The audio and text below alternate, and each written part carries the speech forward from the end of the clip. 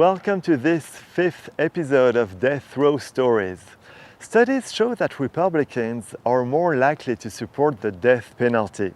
More likely means that not all conservatives are on board, and today we'll dive into why. When I heard that the director of a group called Texan Conservatives concerned by the death penalty was invited by the Texas Coalition to abolish the death penalty, I thought it would be interesting to hear what she would have to say. Today I'm sharing this with you because this topic isn't just about politics.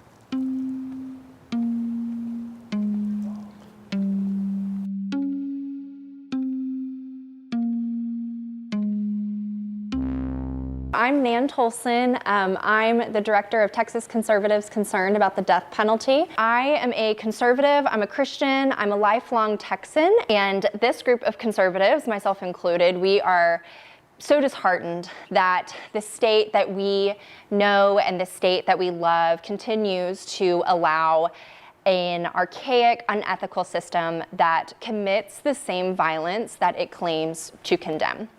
And we are especially disheartened at such a time as this because Texas continues to lead the nation in executions, and the state has put to death 5 people in 2024.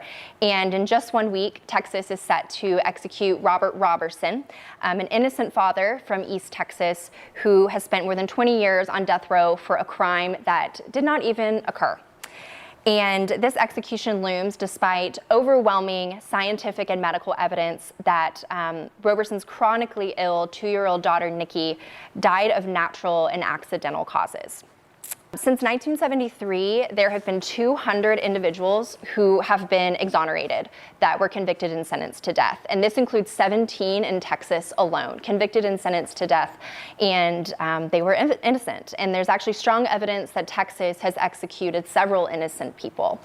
And what's very clear is that the death penalty is not 100% foolproof. It is an irreversible punishment that we cannot afford to get wrong. It is impossible to ensure absolute accuracy every single time.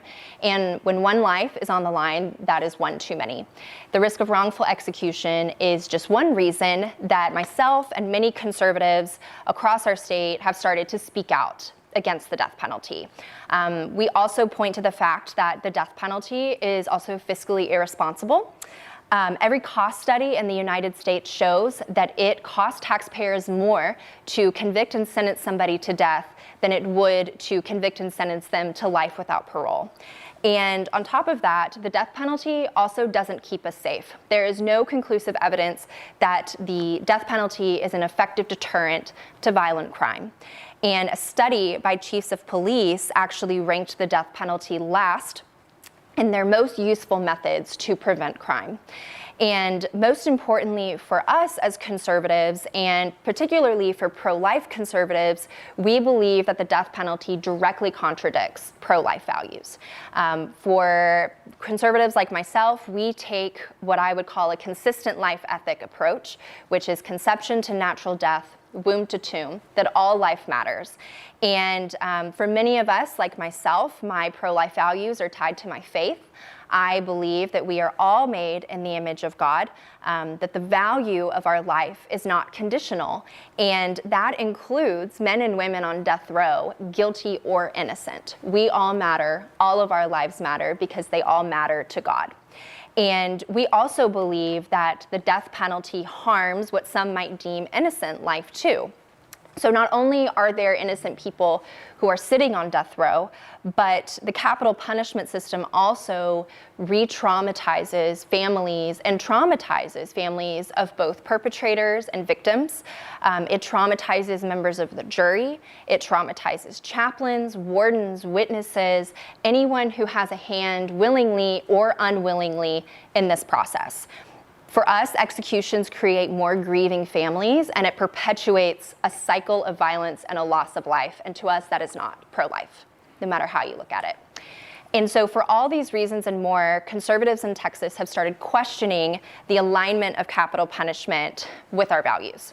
So one of the big questions is, well, where did this start? So most recently in 2019, the Texas House of Representatives passed several death penalty-related bills with significant bipartisan support. Bills that would prevent people with severe mental illness from being executed, people with intellectual disabilities, and then also bills that would strengthen due process, clarify jury instructions in capital cases, and they passed with bipartisan support in the House. Unfortunately, they did not gain traction in the Senate, but members of the House, particularly Republicans, were motivated to continue these efforts. And so that summer, a bipartisan group of lawmakers launched the House Criminal Justice Reform Caucus. And since its creation, that caucus, which includes Republicans and Democrats, have been particularly active on 2 other innocence cases in Texas besides Robert Roberson's case. So the first is Rodney Reed, whose name might ring a bell for those of you who have been keeping up with the death penalty in Texas for quite some time.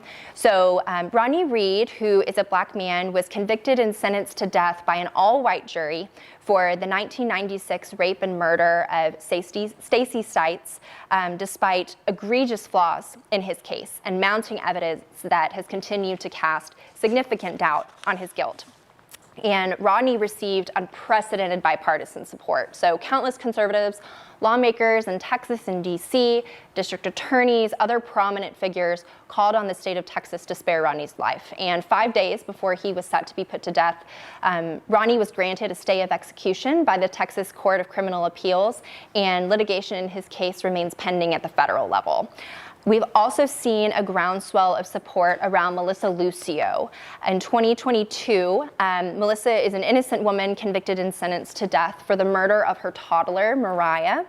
And a powerful alliance of lawmakers, again, on both sides, came together in 2022 to ask Texas to spare her life. So the Court of Criminal Appeals stayed her execution. It was 2 days before she was scheduled to be put to death, and her case is continuing to work its way through the court. So as of right now, she is alive and she is safe. But these outcomes would not have been possible without conservative voices here in Texas. Between Republican support for individuals like Rodney and Melissa and Robert and the gains in the House, it's very clear that conservatives across the state are questioning at the very least, but opposing the system at best. And it's a system that we believe doesn't keep us safe. It's a system that kills innocent people. It's arbitrarily administered. It puts too much power in the hands of the government. It mistakes revenge for justice. It bleeds taxpayers dry. And for us, it's a system that does not respect the inherent sanctity of human life. And we believe that it is past time for Texas to utilize real public safety solutions that will not only keep us safe, but respect the inherent dignity and worth of every human being. And so that's where Texas conservatives' concerned comes in. So our efforts formally launched last fall, and since then we have been working around the clock to educate conservatives on the flaws of capital punishment and also mobilize those that are questioning or completely against capital punishment. So we work with conservatives because we are conservative. And all it takes is one conversation, one event, one social media post to potentially plant that seed and reach new people. And I know that firsthand because I grew up in Texas, conservative, and didn't really think anything about the death penalty. I thought that it worked. It was this thing that we do. But when I was in college at Baylor, I sat down for chapel one day and there was a speaker and he presented the Christian case against capital punishment, and my life changed. I heard a new perspective, and from that moment on, I knew in good faith that I could not support the death penalty. And it was because of that one event, that one conversation that was had. That's all it took for me. And I've heard from conservatives that changed their minds once they learned that it didn't work, or when they reconsidered what it meant to be pro-life, or when they heard about cases like Rodney or Melissa or Robert. And so it's obvious that the more we educate and the more we question, we will change minds and hearts. And that's on both sides of the aisle. And we will get people, especially conservatives, to think critically about the death penalty. That's really the most important thing. It's just get people to think about what the death penalty is and what does it mean for us and for our state. And so obviously we have our work cut out for us here in Texas, but we really can't do it without every single one of you, whether you identify as conservative or not. It's going to take every single person to end the death penalty in Texas. So how do you do that? There are a variety of different ways to get involved to help us in capital punishment. You can get involved with organizations like Texas Conservatives Concerned if you identify as conservative. If you don't, you can get involved in organizations like TCADP. They do fantastic work.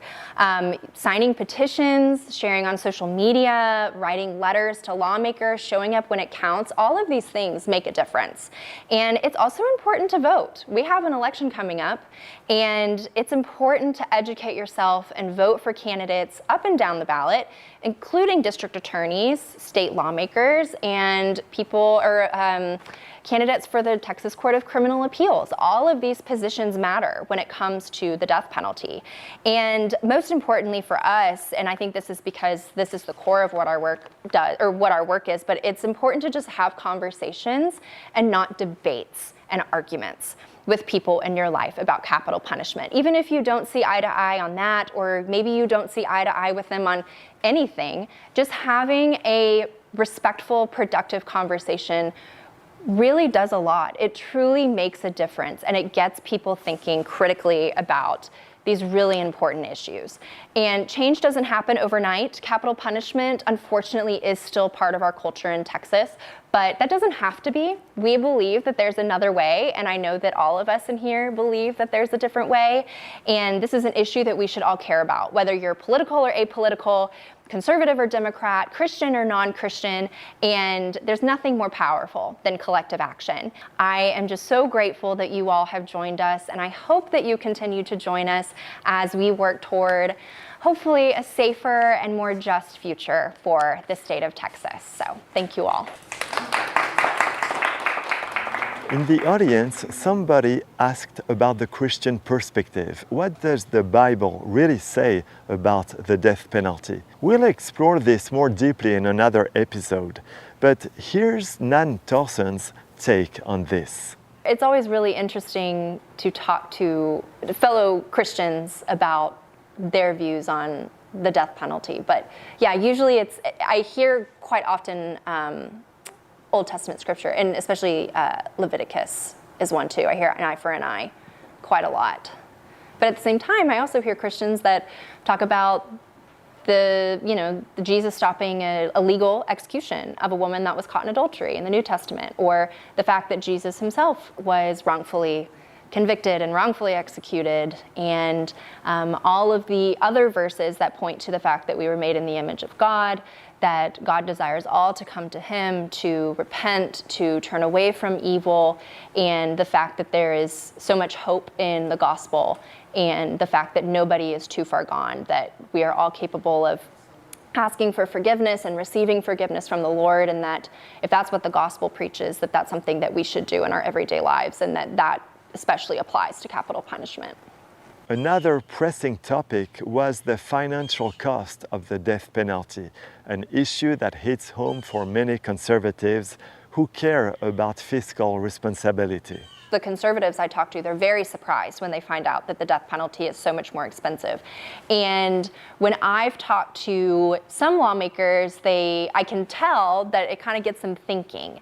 And then there are some that they've said yes, but then maybe they still have some moral concerns or some moral reasonings to support the death penalty or things like that. So they seem very interested, and we kind of see it as a really great foot in the door with conservatives, whether it's a conservative lawmaker or just a conservative that we're talking to just randomly on the street, that it kind of opens the door, gets them thinking about the death penalty. But ultimately, because this issue, it is very emotional, and those kinds of numbers may start the conversation, but what ultimately typically changes people's minds is a personal conviction. And so that's when we talk more about, well, what does it mean to be pro-life? What does a consistent life ethic look like? Or how do you feel about the fact that innocent people have been wrongfully convicted? Or what do you think the Bible actually says about the death penalty, or about crime and punishment and redemption and things like that? That's usually where we see the major shift for conservatives and why they oppose the death penalty. So the fiscal part, it's it's catchy and it gets people thinking. And then you bring in the conviction, and then a lot of people look at it and they say, any way you look at it, it just doesn't make sense. And here's something to think about. The death penalty capital of the world isn't in a conservative stronghold of Texas. I sat down with Estelle Hebron-Jones from the Texas Defender Service to talk about this topic. I really encourage you to check out this episode. To all our subscribers, thank you. Your support through subscriptions, ratings, comments, and thumbs up help spread the word and make my day brighter. Thank you.